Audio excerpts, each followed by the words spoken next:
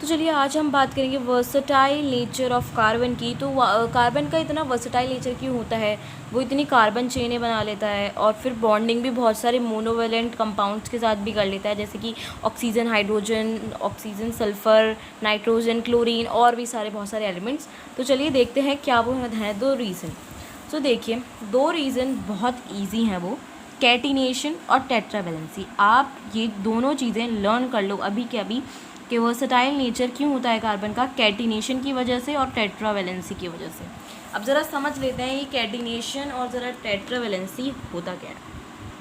सो चलिए ज़रा ये डेफिनेशन पढ़ते हैं। Carbon has a unique ability to form bonds with other atoms of carbon giving rise to large molecules. This property is called catenation. तो catenation पता है क्या होता है? कैटिनेशन होता है कि कार्बन ना अपने ही उससे चेन बनाता रहता है और बहुत बड़ी बड़ी बन जाती हैं, जिससे कि मॉलिक्यूल बहुत बड़े बन जाते हैं, इसलिए लार्ज मॉलिक्यूल्स को वो गिव राइज कर देता है। ठीक है। और यहाँ से एक चीज़ और इम्पॉर्टेंट है कि जो सिंगल बॉन्ड से कनेक्ट होते हैं उसे सैचुरेटेड कंपाउंड्स कहते हैं, और जो डबल और ट्रिपल बॉन्ड से कनेक्ट होते हैं, ठीक है, उसे सैचुरेटेड कंपाउंड्स कहते हैं। क्या सिर्फ कार्बन ही चेन बनाता है? नहीं, सिलिकॉन भी बनाता है, लेकिन ज़्यादा बड़े नहीं बना पाता। अप टू 7 और 8 ही एटम्स को कनेक्ट कर पाता है ये। और क्या होते हैं, ये बहुत ज़्यादा रिएक्टिव होते हैं। कार्बन कार्बन कंपाउंड स्ट्रॉन्ग होते हैं और स्टेबल भी होते हैं, जिससे कि बहुत ज़्यादा बड़े कंपाउंड्स भी बन जाते हैं। चलिए ये भी पढ़ लेते हैं। Since carbon has a valency of 4 की वैलेंसी है, तो ये बॉन्डिंग बना लेता है कार्बन के अदर एटम्स के साथ भी, और oxygen, hydrogen, nitrogen, sulphur, chlorine और भी अदर एलिमेंट्स के साथ, giving rise to compounds with specific properties which depend on the elements और other than carbon present in that molecule. Because of the carbon small size, ये capable होता है strong stable रहने के, और कोई एलिमेंट्स इतने बड़े बड़े एटम्स के बॉन्ड्स नहीं बना सकता और वो काफ़ी वीक हो जाते हैं, लेकिन कार्बन जो बनाता है वो काफ़ी स्ट्रॉन्ग होते हैं।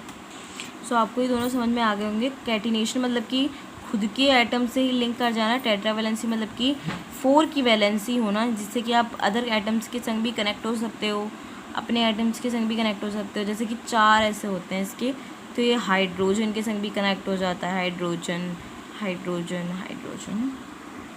चलिए ये टॉपिक थोड़ा और समझते हैं ऑर्गेनिक कंपाउंड्स के बारे में। तो एक्चुअली क्या था, एक सेकंड रुकिए। सो ऐसा माना जाता था कि ये ऑर्गेनिक कंपाउंड्स होते हैं और जो कार्बन के कंपाउंड्स होते हैं वो सिर्फ एक वाइटल फोर्स मतलब नेचुरल लिविंग सिस्टम से ही एक्सट्रैक्ट करे जा सकते हैं, पाए जा सकते हैं। लेकिन फ्रेडरिक वॉलर ने ये डिस्प्रूव कर दिया 1828 में। उन्होंने यूरिया प्रिपेयर कर दिया by ammonium cyanate. But carbon compounds except for carbides, oxides of carbon और carbonate and hydrogen carbonate salts continue to be studied under organic chemistry.